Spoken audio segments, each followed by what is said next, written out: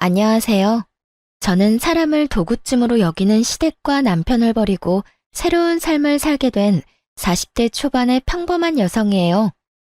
제가 결혼할 때만 해도 말이죠. 사람들이 모두 결혼 잘한다며 부러워했거든요.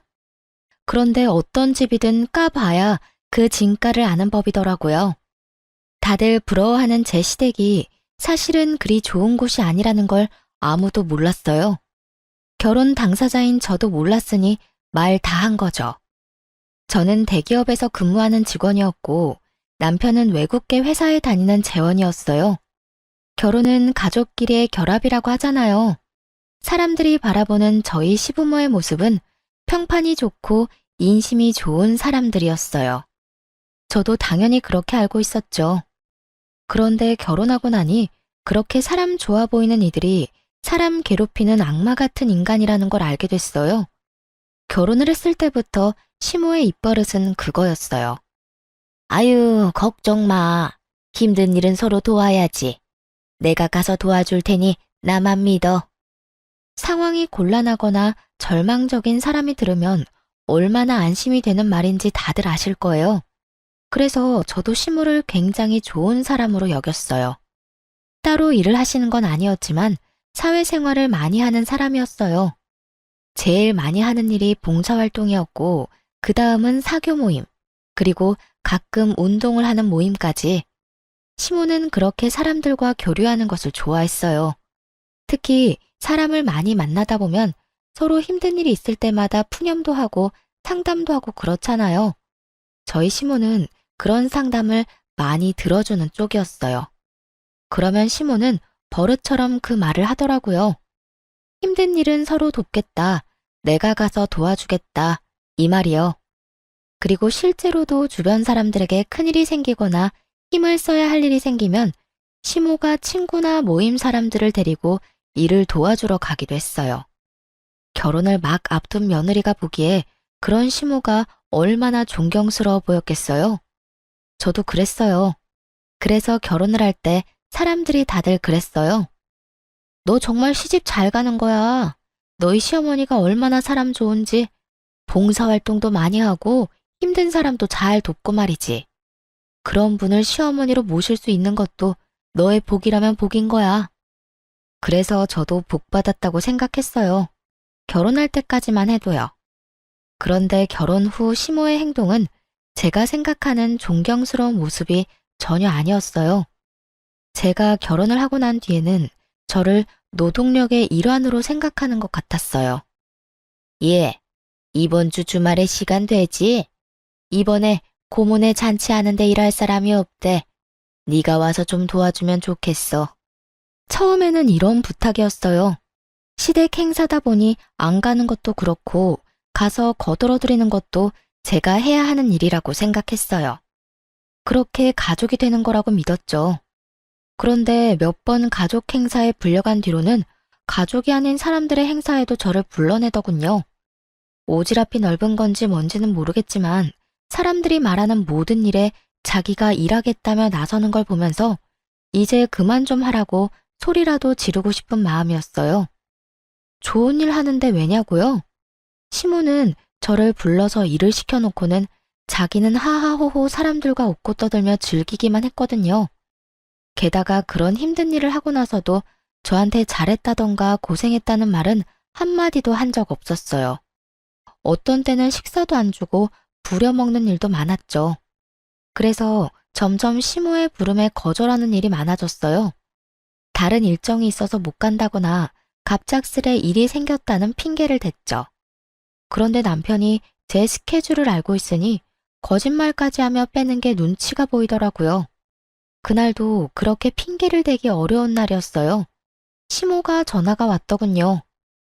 예, 너 이번 주말에 일 없다고 했지? 시간 좀 빼놔라. 아는 사람 집에 도배를 해야 하는데 도배할 사람이 없다잖니. 너랑 내가 가서 도와주고 오자고. 음식을 하거나 청소를 하는 게 아닌 너무도 전문적인 일에 저를 부르기에 저도 조심스레 한마디 했죠. 어머님, 도배는 저희가 가면 안 되는 거 아닐까요? 전문적인 기술이 필요한 일인데 저희가 갔다가 문제라도 생기면 도배가 무슨 전문직이야? 그냥 붙이면 되는 일이지. 요즘에는 혼자서도 할 수 있도록 잘 나와. 그러니까 빠지지 말고 나와. 알았지? 그런데 그 도배한다는 집은 어느 분이에요? 아, 우리 사돈댁이야. 이번에 이사하면서 인테리어 비용이 너무 많이 나와서 걱정이라지 뭐니. 그래서 내가 가서 도배 정도는 도와준다고 했지. 그거는 붙이기만 하면 되는 거니까. 시모의 사돈댁에 저희 집과 시동생은 해당되지 않을 테고 신우의 시댁에서 부탁한 것 같았어요. 아니, 부탁이라는 말은 맞지 않았죠. 분명히 거기서는 가볍게 이야기했는데 또 시모가 오지랖 부려서 자기가 가겠다고 했을 거예요. 저는 이건 좀 아니라는 생각이 들었어요. 만약 신우의 집이었다면 뭐 우리 시댁 식구니까 나서줄 수도 있겠죠. 망쳐도 신우한테 잘 말하면 신우가 이해라도 해줄 테니까요. 그런데 신우의 시댁이라니 저한테 이보다 더 먼 관계는 있을 수 없었어요. 솔직하게 생판남이잖아요. 거절의 말을 꺼내고 싶었는데 시모가 전화를 탁 끊어버리더군요. 그래서 저는 소파에 늘어져 있는 남편에게 말했어요. 여보, 어머님이 이제는 아가씨 시댁에 도배 장판하는 것까지 도와주러 오래. 이게 맞아? 아니, 사돈이면 뭐든 조심해야 할 건데 그런 전문적인 일에 우리 같은 문외한을 쓰면 분명 문제가 생길 거라고. 그리고 내가 현장직도 아니고 사무직인 사람인데 그런 몸쓰는 일에 데려가서 일이 제대로 굴러갈지도 모르겠고. 그리고 무엇보다 가기 싫어. 당신이 어머님한테 좀 이야기해봐. 벌써 이게 몇 번째야? 주말마다 제대로 못 쉰 지 오래됐다고. 마음을 좀 곱게 써. 우리 엄마가 나쁜 일 같이 하지? 좋은 일이잖아. 누나도 도와주고 서로 돕는 거지. 그리고 뭐든 정성이 중요한 법이야. 가서 거들어줬다는 것만으로도 다들 좋아하실 거야. 마음을 곱게 쓰고 나쁘게 쓰고 할 문제가 아니지. 도대체 몇 번째야? 나는 하기 싫어. 그리고 우리가 그렇게 한다고 누가 알아주기는 해? 다들 어머님 칭찬만 하고 우리는 그냥 일용직 노동자 취급이잖아. 그리고 좋은 일이라기보다는 점점 친한 분들 일 도와주는 것 뿐이잖아. 보람도 없고 그냥 힘들기만 하다고. 제 말에 남편이 저를 한심스럽게 쳐다보더니 짜증을 확 내더군요. 그래서 가기 싫다는 거야? 어떻게 며느리가 돼서 그 정도도 못 해드려? 당신 그것밖에 안 되는 사람이었어? 그것밖에 안 되는 사람이 뭔데? 남 일 도와주다가 내일 못하게 생겼는데 그게 왜 내가 욕먹을 짓이야? 그리고 세상의 며느리들은 전부 시모가 받아온 일에 다 차출되어 나가야 하니? 며느리가 노동력으로 인정되던 건 옛날 일이야. 내가 돈을 못 벌어? 집안일을 못해? 애를 못 낳았어? 남들 하는 만큼 하고 더 하고 있는데 너는 이런 나한테 또 일 시키고 싶어? 말이 통하지를 않네. 그럼 일이라고 생각하지 말고 가족끼리 교류라고 생각해. 그러면 일하기 더 쉽겠지. 남편놈 말에 화가 확 나더라고요. 이게 자기 일 아니라고 아주 아무 말이나 짓거리더라니까요. 그렇게 도배일을 하러 가서 결국 고생이라는 고생은 다 하고 왔어요. 그 다음날은 팔을 못 움직일 정도로 근육통이 왔고 몸살에 걸릴 정도였거든요. 게다가 전문가가 아무리 알려줘도 기술이 없으니 얼마나 허술하게 부쳤겠어요. 그게 제 눈에도 보이더라고요. 도와주면서도 저는 걱정부터 됐는데 정작 시모는 태연자약하게 사돈어른과 대화 나누고 있더군요. 그래서 열심히 하지 않았어요. 그냥 제가 많이 힘들지 않을 정도로만 했어요. 왜 힘내야 하는지도 모르겠고 잘한다고 떡 하나 더 줄 거 아니라는 걸 아니까요. 그렇게 도배일을 하고 나서 저도 남편에게 제가 느낀 그대로 돌려주기로 했어요. 그리고 때를 기다렸죠. 여보, 이번 주 토요일에 엄마가 밥 먹으러 오라는데? 이번 주 토요일? 응, 당신 요새 얼굴 못 본지 좀 됐잖아. 엄마가 오면 맛있는 밥 사준대. 밥이나 함께 얻어먹고 오자. 남편은 오랜만에 외식에 기분이 좋았는지 흔쾌히 저희 친정으로 가기로 했어요. 그리고 저는 속으로 코웃음을 쳤죠. 토요일이 돼서 남편을 데리고 친정에 갔는데 집이 한바탕 뒤집어져 있었어요. 저희 집은 아버지가 목공 기술자셔서 혼자서 집을 자주 고치기도 하시거든요. 그날도 딱 그랬어요. 뻥 뚫린 전원주택의 울타리를 설치하는 일을 하고 계셨어요. 다른 직원들은 쉬는 날이니 부를 수도 없고 아버지 혼자 힘들게 일을 하고 계셨거든요. 그 모습을 보며 제가 남편 옆구리를 쿡 찔렀어요. 뭐해? 가서 좀 도와드려. 어른이 혼자서 무거운 거 드는데 안 도와줄 거야? 제가 그렇게 말하자 남편이 인상을 팍 쓰더니 느릿느릿 친정아버지에게 갔어요. 저는 그런 남편 뒤통수에 대고 큰 소리로 외쳤죠. 아빠, 박서방이 도와준대. 일 빨리 마치고 맛있는 거 먹자. 제 목소리에 남편이 뒤를 돌아보며 이게 무슨 짓이냐는 표정으로 쳐다보더라고요. 저는 씩 웃어줬어요. 그리고 친정아버지한테 한마디 덧붙였죠. 박서방 힘세. 일 팍팍 시켜. 그렇게 남편의 고난은 시작됐어요. 울타리는 목재를 세우기로 했고 틀은 철이었죠. 그 무겁고 단단한 걸 옮기는 일은 남편이 도맡았고요. 도배 일과는 다르게 전문적인 건 아버지가, 힘쓰는 건 남편이 하니 결과에 대한 걱정도 없었어요. 다만 힘쓰는 사람이 많이 힘들었을 뿐이죠. 그렇게 오전부터 일을 시작해서 중간에 국수 한 입 하고 저녁까지 일만 했어요. 그리고 저녁 식사로 돼지갈비를 얻어먹고 왔어요. 내려오는 길에 남편이 그러더군요. 당신 이거 일부러 그랬지? 식사하자고 불러서 일 시키려고. 무슨 생각으로 이런 짓을 한 거야? 무슨 생각? 좋은 일 할 때 같이 하자며.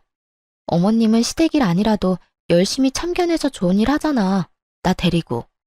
그러면 당신도 우리 집에 좋은 일 좀 해주면 안 돼? 당신은 이번이 처음이면서? 제 말에 남편이 당황한 듯 말했어요. 아니, 그거랑 이거랑 같아? 그건 좋은 일 하자고 부르는 거고, 엄마가 너한테 악감정이 있어서 그러는 것도 아니잖아. 나라고 당신한테 악감정 있어서 그러는 거 아닌데? 그냥 당신도 느껴보라고. 당신이 지금 느끼는 그 기분이 내 감정인 거. 어머님한테 불려갈 때마다 그런 감정 느끼는데 당신도 이제는 이해가 되지? 그러니까 앞으로도 계속 우리 집에 불려올 거 아니면 당장 어머님한테 나 불러내서 노동력으로 쓰는 거 하지 말라고 말해. 너도 나한테 강요하지 말고. 제 말에 남편이 어이없다는 듯 저를 쳐다보더군요. 뭐라고 말하고 싶은데 할 수 있는 말이 있을 리가요. 화를 안 냈으면 또 모르겠는데 이미 화도 다 냈고 상황은 자기보다 제 쪽이 더 나빴고 그러면 답이 나온 거죠. 입도 뻥긋 못하는 남편 얼굴을 보며 웃으며 말해줬어요. 아니다 싶으면 어머님한테 아무 말 하지 말고 나 거기 일하러 보내도 돼. 대신 알지? 우리 친정집이 주택이야. 할 일이 주말마다 쌓이는 곳이지. 얼마 전에 들어보니까 지붕 뚫고 거실에 통나무 난로 하나 드리려고 하던데 그거 할 때 당신 부르면 잘할 것 같네. 안 그래? 제 말에 남편놈이 잠시 상상하는 듯 하더니 금방 꼬리를 내리더군요. 알았어. 내가 엄마한테 잘 말해볼게. 대신 너도 앞으로 이런 일 자제해. 쉬는 날 쉬지도 못하고 이게 무슨 봉변이야? 내 말이 쉬는 날 쉬지도 못하고 어머님한테 도대체 몇 달을 불려갔어? 당신이 생각해도 너무한 거 맞지? 제 말에 남편이 또 한숨을 쉬며 입을 꾹 다물었어요. 입을 열면 열수록 손해라는 걸 알고 나니 더 이상 아무 말 없더라고요. 그러게 이런 조치를 취하기 전에 알아서 잘했어야죠. 그런데 남편이 난감한 얼굴로 중얼거리더라고요. 아, 근데 엄마한테 어떻게 이야기하지? 말 꺼내자마자 난리 날 건데. 그래서 안 할 거냐는 식으로 째려보니 남편이 급히 변명하듯 말하더군요. 아니, 나한테만 그러는 게 아니라 당신한테도 뭐라고 할까봐 그러지. 그런 고민은 며칠 뒤에 쏙 사라져버렸어요. 남편이 좀 더 쉽게 이야기할 수 있는 상황이 만들어졌거든요. 시댁 모임 자리에서 신우가 씩씩거리며 들어와서는 시모에게 한바탕 퍼부은 거예요. 엄마, 앞으로 우리 집안일에 뭐 해주겠다고 나서지 마. 내가 엄마 때문에 얼마나 쓴소리 들었는지 알기나 해? 게다가 돈도 2배로 들고. 응? 그게 무슨 소리야? 무슨 쓴소리를 들어? 엄마가 도배 도와줬잖아. 그때 하고 나서 그 방만 도배가 다 울고 풀자국도 보이고 몰딩에 흠집까지 나서 시어머니가 나한테 괜히 사돈댁에 맡겨서 말도 못하고 이게 무슨 일이냐고 하셨어. 아니, 전문가가 하라는 대로 했으면 다 잘 된다며. 그거 그냥 가서 붙이면 그만이라며? 돈 아끼려다가 이게 뭐야? 시모가 저를 돌아보면서 묻더군요. 너 하라는 대로 안 했니? 왜 저런 소리가 나와? 저야말로 황당했어요. 그걸 왜 저한테 묻는지. 어머님, 제가 미리 말씀드렸잖아요. 기술자도 아닌데 잘못하면 욕 얻어먹는다고요. 전문 인력도 아니니 문제 생기는 것도 당연하고요.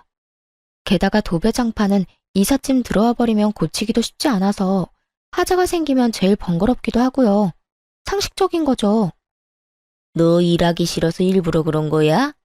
그런 거면 미리 말해. 엄마, 그만해요. 와이프 사무직이야. 손재주가 그렇게 좋은 사람도 아니고. 그런 사람 불러다가 일 시키는 것도 상식적으로 생각하면 좀 아니지. 그리고 이 사람 생각도 좀 해요. 추궁할 게 아니라. 일해주고 욕 얻어먹는 것만큼 기분 나쁜 일이 어딨어요? 그것도 원해서 한 일도 아니고 시켜서 한 일인데. 뭐? 며느라가, 너도 그렇게 생각하니? 너도 원해서 한 일이 아니라서 열받아? 기분 나빠? 그래서 다 망쳐놨어? 어머님, 일부러 망치려고 한 게 아니라 열심히 했는데도 망한 거예요. 그리고 남한테 인심을 쓰시고 싶으시면 제대로 인심을 쓰셔야죠. 저 같은 초짜 데리고 다니면서 인심 쓰니까 결국 이렇게 문제가 생기는 거잖아요. 그러니까 앞으로는 저 말고 전문가를 데리고 다니세요. 그러면 이런 일도 없을 거예요. 제 말에 시모 얼굴이 부글부글 하더군요. 하지만 틀린 말은 아니었으니 뭐라 말도 못했어요. 게다가 신우가 거기에 확인 사살까지 했거든요. 엄마, 제발 오지랖 좀 부리지 마.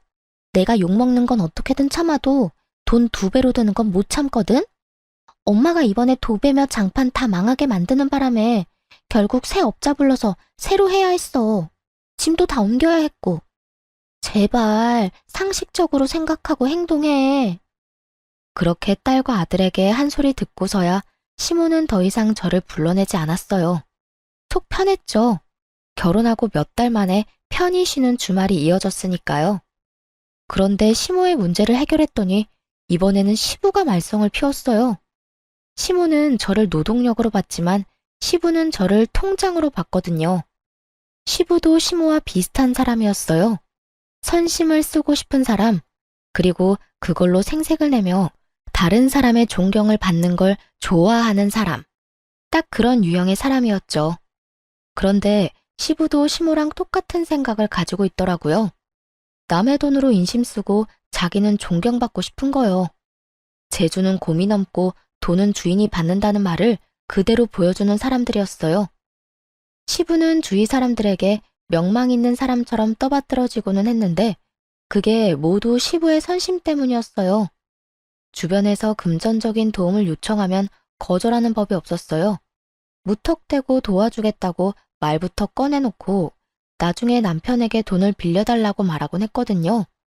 남편도 모아놓은 돈이 없으니 매번 저한테 부탁을 하기 일쑤였고 저는 그런 남편에게 꼭 갚아야 한다고 말하고 빌려줬어요. 그래서 저는 솔직한 말로 강 건너 불구경 중이었죠.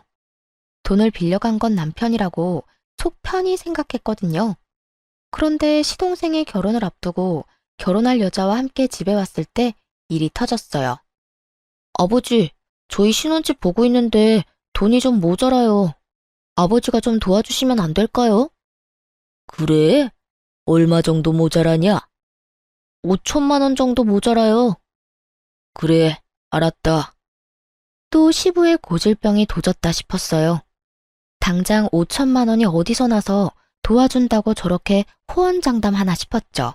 남편에게 이야기해봐야 돈 나올 구석이 없다는 걸 저는 알고 있었거든요. 그래서 당연히 남편한테 빌릴 거라고는 생각도 안 하고 있었죠. 그런데 시부가 갑자기 남편에게 묻더군요. 너 돈이 있지?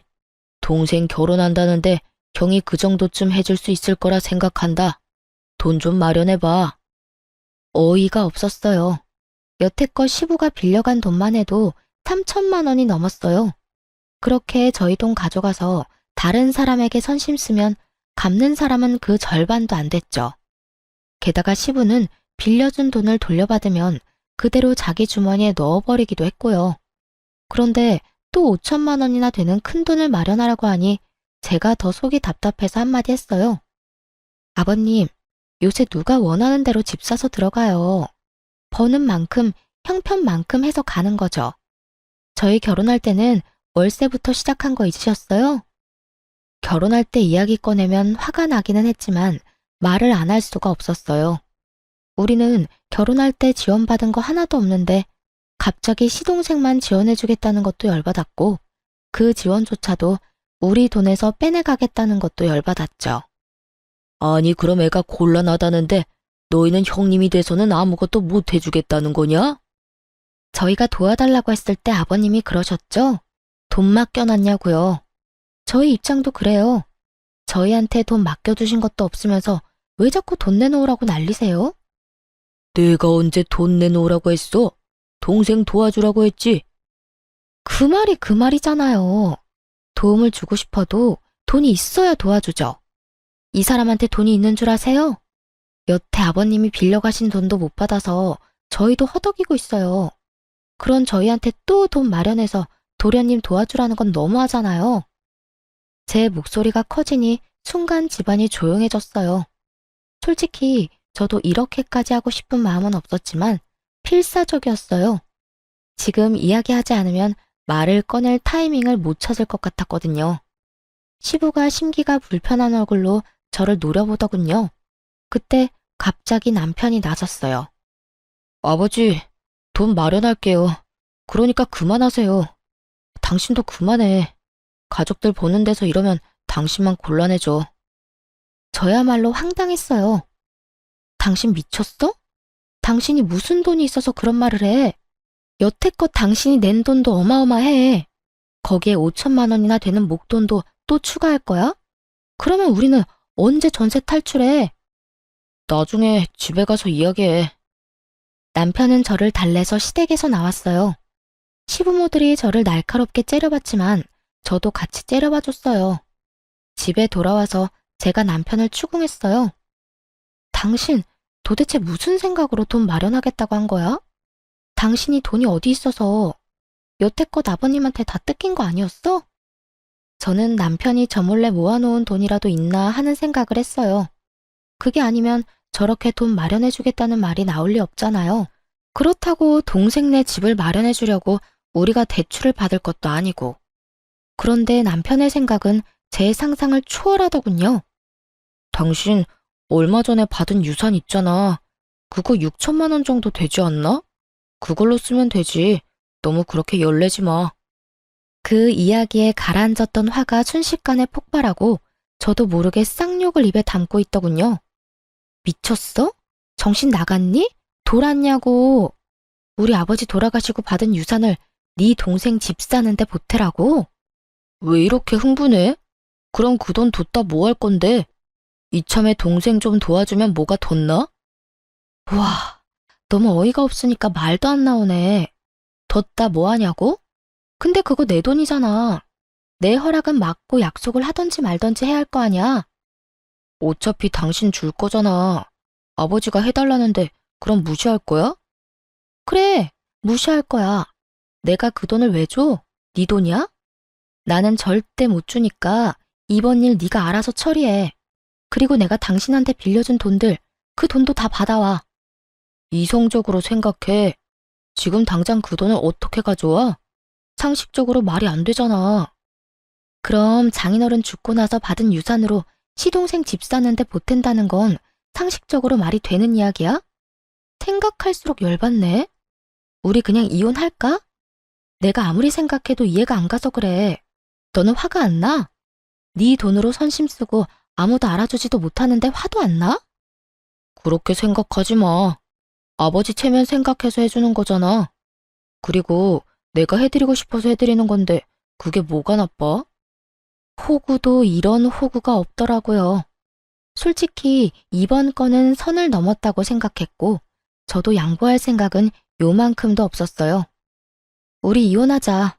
당신 생각에 내가 따라가지를 못하겠어. 너랑 같이 살면 순식간에 빈털털이 될 것 같으니까 우리 이제 그만하자. 제 이혼 요구에 남편은 아무렇지 않다는 듯 자리에서 일어나며 이야기하더라고요. 당신 지금 너무 흥분했어. 일단 진정하고 다음에 이야기해. 이혼은 무슨 이혼이야, 이런 일로. 명백히 회피하는 반응이었어요. 이혼 안 하고 싶으면 아버님한테 가서 말하고 오라고. 그러나 남편은 아무 말 없이 자리를 떴어요. 제가 그 돈 안 준다고 선언했으니 시부에게 당연히 안 될 것 같다고 말한 줄 알았어요. 그런데 시부가 저만 시댁에 오라고 하더군요. 분명 돈을 못 준다는 남편이 말을 했기 때문에 시부가 저만 부른 거라고 생각했어요. 마음 단단히 먹고 갔는데 시부가 뜬금없는 말을 하더군요. 왜 다들 이렇게 연락이 없어? 막내 집 계약했는데 돈은 어떻게 됐냐? 잔금 치르는 날짜 알려줄 테니 그 전에 돈 붙이거라. 아버님, 그이가 돈 안 된다고 말 안 했어요? 무슨 소리야? 연락이 없어서 당연히 될 거라고 생각하고 있었는데 설마 이대로 돈 안 줄 참이냐? 그럼 막내 신혼집은 어떻게 할 거야? 이미 계약까지 했는데. 그거야말로 제가 알 바가 아니죠? 계약을 하든 뭘 하든 저는 이미 안 된다고 이야기했으니 남은 건 남편이랑 이야기하세요. 그리고 이렇게 됐으니 먼저 말씀드릴게요. 제가 분명 남편한테 그 돈 못 준다고 아버님한테 바로 이야기하라고 했거든요. 이야기 안 하면 이혼하자고까지 말했어요. 그런데 말을 안 했네요. 저희 이혼하면 아버님이 여태까지 남편한테 받아간 돈 다 돌려주셔야 돼요. 아버님이 가져다가 다른 사람들 도와주겠답시고 펑펑 뿌린 돈들 전부 다 제 돈이거든요. 악에 바친 것처럼 말하는 제 말에 시부가 제대로 된 답도 못하고 어리둥절해 하더군요. 그 돈이 왜 네 돈이야? 아버님이 가져가는 돈이 하늘에서 떨어지는 줄 알았어요. 남편이 자기 돈 모자라다고 저한테 빌려갔어요. 차용증까지 확실하게 작성해놓고. 이게 다 무슨 말이야? 그 돈이 우리 아들 돈이 아니라 네 돈이었다고? 네, 차용증까지 쓰고 빌려간 돈이요. 시부가 믿지 못하겠는지 남편에게 전화해서 얼른 시댁으로 오라고 했어요. 남편이 헐레벌떡 뛰어들어오고 시부와 함께 있는 제 얼굴을 보고 살짝 놀라더군요. 그런데 남편이 혼자 온 게 아니라 시동생과 함께 들어왔어요. 형, 진짜 그러는 거 아니야. 해주겠다 해놓고 입 싹 닦는 게 어딨어? 그리고 형수님도 너무한 건 마찬가지예요. 형이 돈 해주겠다고 했는데 왜 안 된다고 퇴짜를 놔요? 형이 벌어서 형이 쓴다는데 형수가 왜 난리냐고요? 돈 있다면서요. 그런데 왜 못 준다는 거예요? 왜? 지금 저한테 어떤 말을 하고 있는지 생각은 하고 입방정 떨고 있어요? 뭐라고요? 돈이 그렇게 필요하면 도련님 부모님 돌아가신 뒤에 그 유산으로 집 사세요. 이렇게 말하면 도련님은 기분이 좋아요? 도련님이 말하는 그 있다는 돈, 제 아버지 돌아가시고 받은 유산이거든요? 친정아버지가 죽고 나서 받은 유산을 제가 왜 도련님한테 써야 하죠? 제 말에 집안에 있는 모두가 꿀먹은 벙어리처럼 아무 말도 못하고 서로 눈치만 보더군요. 그 돈 뒀다 뭐에 쓰냐는 남편보다는 그나마 정상적인 반응이었죠. 여보, 진정해. 왜 여기까지 와서 이래? 나랑 이야기하자니까. 일단 진정하고. 뭘 진정해? 나 당신이랑 이혼하겠다고. 여기 내가 오고 싶어서 온 줄 알아? 아버님이 왜 돈 안 주냐고 잔금 치르는 날까지 돈 붙이라는 말 하려고 날 여기에 부른 거라고. 이 호구 상호구야. 나 너랑 결혼 생활 유지할 생각 없으니까 내 몸에 손대지 마.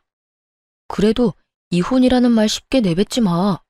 난 당신이랑 이혼할 생각 없다니까. 그럼 나한테 사과하고 아버님한테 그 돈 못 준다고 이야기하라고 했잖아.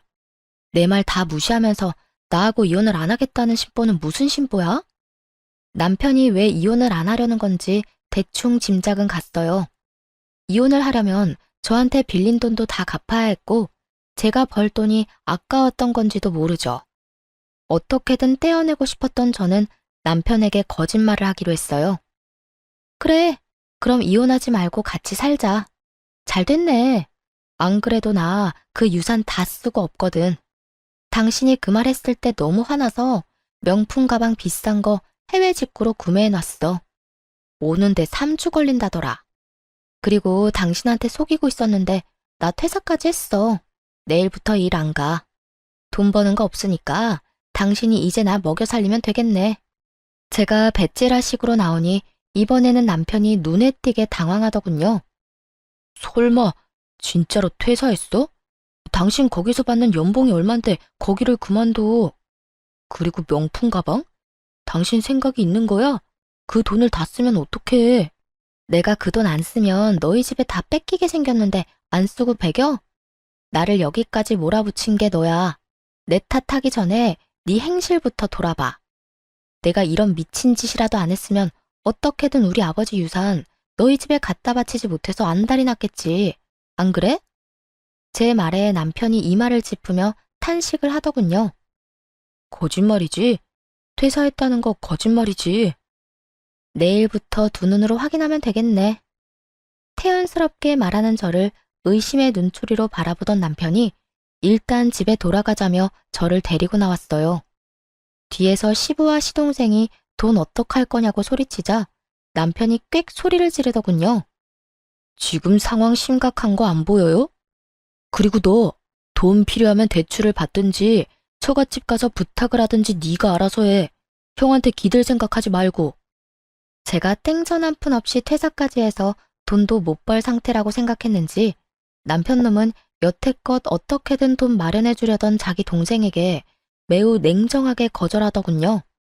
그 모습을 보니 이혼에 대한 마음이 확실하게 섰어요. 이 남자도 자기 부모님이랑 똑같은 인간이구나 싶었거든요. 자기 돈으로는 아무것도 해줄 생각 없고 그저 마누라 버는 돈으로 생색내면서 인심 쓰고 싶은 인간이란 걸 고스란히 보여줬잖아요.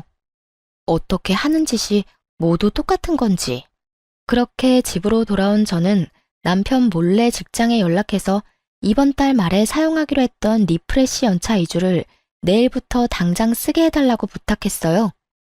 그렇게 그 다음 날부터 진짜로 회사 출근을 하지 않았어요.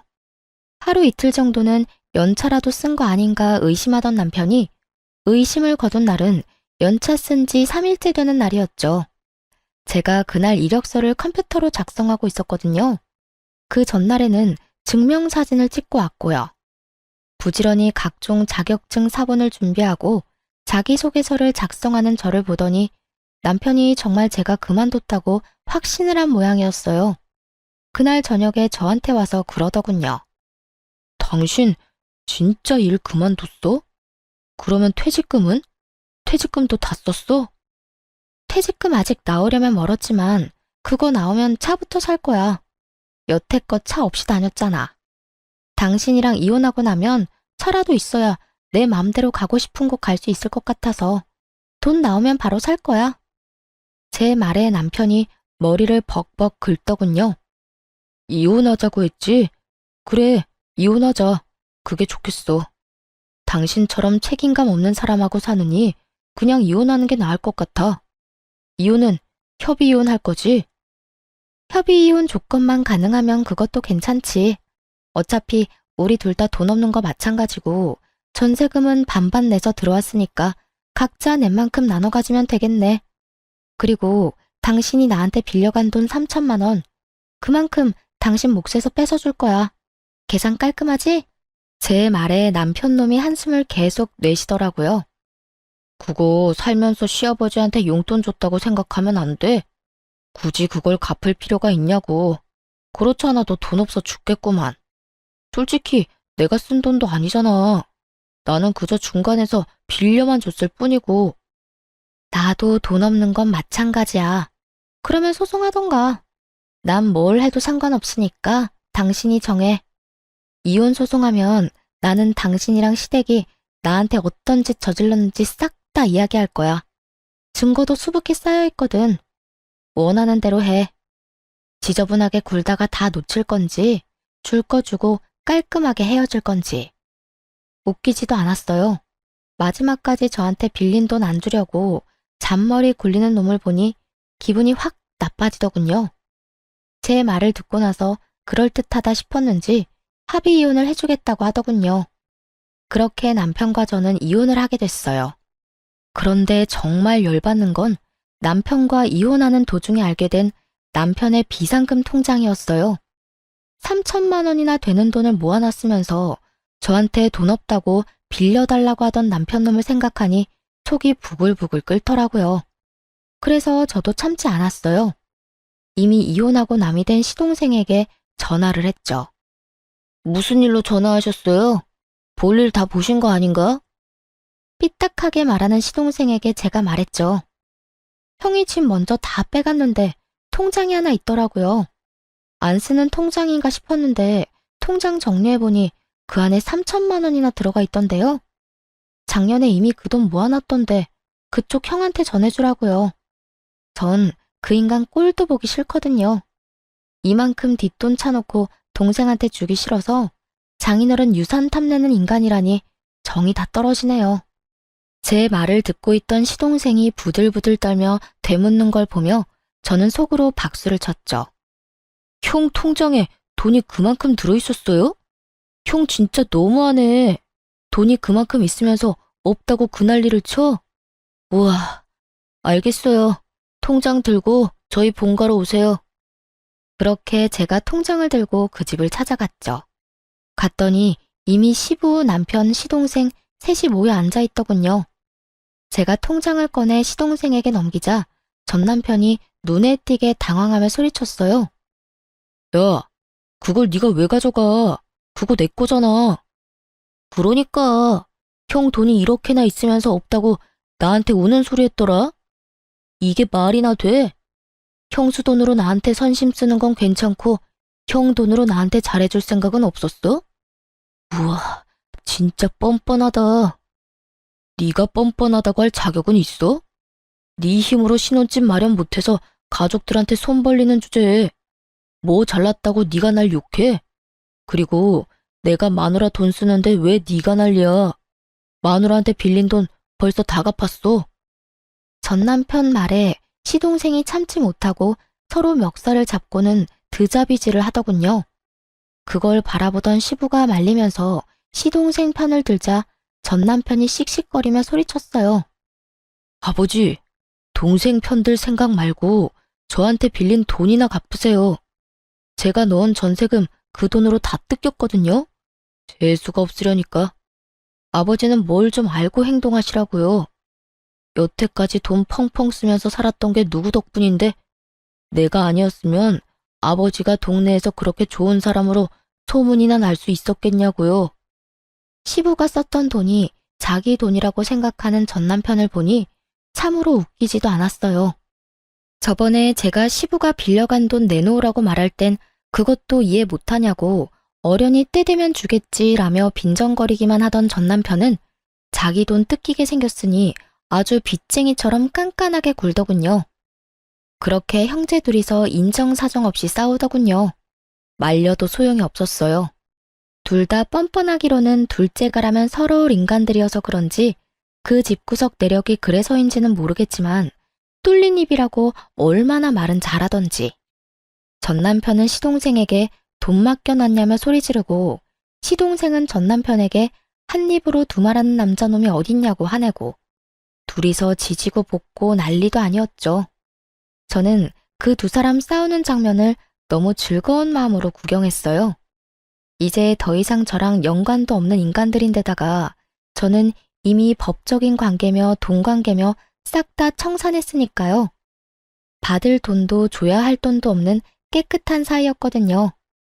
가족들끼리 서로 싸우도록 만들어 놓고 저는 편하게 싱글맘 생활을 시작했어요. 혼자서 애를 키우는 건 힘들었지만 그래도 친정 부모님 덕에 버틸 수 있었어요. 그래서 이혼 후 새로운 집도 친정과 가까운 곳으로 옮겼어요.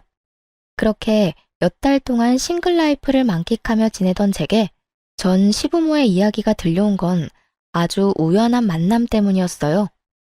시모의 봉사활동 모임에서 자진 탈퇴한 분과 저희 할머니의 상담차 갔던 사회복지센터에서 만나게 됐거든요. 친정 근처에 있는 복지센터에서 일하는 줄 몰랐는데 그렇게 만나니 반갑더군요. 그 사회복지사가 저한테 말해주더라고요. 두 사람의 씁쓸한 현재의 모습을 말이죠. 이혼했다고 들었어요. 그런데 내가 이런 말 하는 거 좀 선 넘는 것처럼 들릴지는 모르겠지만 진짜 이혼 잘했어요. 그 사람들 마지막에는 정말 최악이었거든요. 무슨 일 있었던 모양이네요. 저는 이혼하고 나서 별 신경을 안 써서 소문 같은 것도 못 들었거든요. 정말요? 그 집 한동안 정말 조용했거든요. 알다시피 거기 할머니 할아버지가 쓸데없이 오지랖이 대단했잖아요. 그래서 도와줬던 사람들이 꽤 많았어요. 아들 이혼하기 전까지는 그렇게 활발하게 활동하더니 아들 이혼하고 나서는 사람들하고 연락을 뚝 끊더라고요. 집에 안 좋은 일이 있으니 다들 그러려니 했지만 모르는 사람들은 또 모르잖아요. 그러니 예전에 도움받았던 사람들이 왜 자기 연락은 안 받냐면 난리가 난 거예요, 글쎄. 저와 남편이 이혼하고 나서 얼마간은 조용했다고 해요. 그런데 그 두 사람이 다른 사람들의 존경과 관심을 한 몸에 받다가 조용히 살려니 얼마나 좀이 쑤셨겠어요. 그렇지만 그때와는 다르게 지금은 돈 대줄 사람도 없잖아요. 그래서 조용히 있었던 모양인데 주변에서 연락이 그렇게 왔다고 하더라고요. 예전에 시모와 시부가 오지랖으로 도와줬던 사람들에게서요. 그들이 고맙다는 인사를 하러 연락한 게 아니었다고 하더라고요. 또 다른 도움의 손길을 찾아서 시부모에게 연락을 한 거였죠. 전화를 받으면 도와달라고 난리고 그걸 거절하면 왜 자기 부탁은 거절하냐며 난리고 여하간 한동안 시끌했어요. 근데 그 집 사정도 들어보니 딱하던데요. 여태 도와준 것도 다 돈 빌려서 도와준 거였다고 하던데 요새 세상에 그렇게 남 돕는 일이 쉽지 않잖아요. 그래서 우리가 도울 일 없나 하고 알아봤는데 그때 알게 된 거죠. 이분들이 봉사에는 관심이 요만큼도 없고 여태껏 남을 도울 수 있었던 것도 며느리한테서 빌린 돈 때문이었다는데 우리가 그 이야기 듣고 어찌나 놀랐는지. 그리고 사돈 유산까지 달라고 떼를 썼다던데 어떻게 인간의 탈을 쓰고 그런 짓을 할 수 있을까요? 이야기 듣는데 참 웃겼어요. 여태껏 며느리 돈과 노동력으로 인심 펑펑 쓰며 다른 사람 관심을 얻던 분들인데 이제는 제가 없으니 돈 나올 구석도 없었겠죠. 그래서 그 사람들의 요구를 다 거절했던 것 같더라고요. 남을 도우려면 자기한테 여력이 있어야 하고 여력이 없으니 못하는 것일 뿐인데 그 사람들이 자기들을 무시한다는 오해를 한 모양이더라고요. 그때야 어디서든 돈을 마련할 수 있었겠지만 지금은 전 남편과 시부 사이도 틀어져서 돈은 구경도 못한다는 말을 들었었거든요. 그러니 평소라면 도와줬을 사람들을 못 도와주게 됐고 그걸 또 동정 여론을 만들어 보려고 했는데 결국 까져보니 다 자기들이 뿌린 씨앗이었다는 걸 다른 사람들이 알게 된 거죠. 어쨌든 우리가 그 사실을 알고 얼마나 놀랐는지 당장 그 사람들하고 거리 두고 빠져나왔죠. 그랬더니 그 집 어른들한테 도움을 받았던 사람들이 모조리 그 집에 찾아와서 그때 해줬던 게 모자라니 더 해달라고 적반하장으로 요구하고 나서더라고요. 사람이라는 게 참 간사해요. 호의를 베풀면 그게 권리인 줄 아는 사람도 있거든요. 결국 그 때문에 크게 놀라서는 집 문을 걸어 잠그고 지금까지 왕래를 안 한다고 들었어요. 그 이야기를 듣는데 코웃음이 다 나더라고요. 자기 것이 아닌 것을 나누면서 그 모든 관심과 영광을 차지하려고 한 걸 보면 욕심이 끝도 없는 사람들이기도 하죠. 뭐 그러다가 지금처럼 험한 꼴 당하고 있는 거긴 하지만요. 이야기를 들으며 속으로 몇 번이나 그때 이혼한 게 천만다행이라며 가슴을 쓸어내렸어요.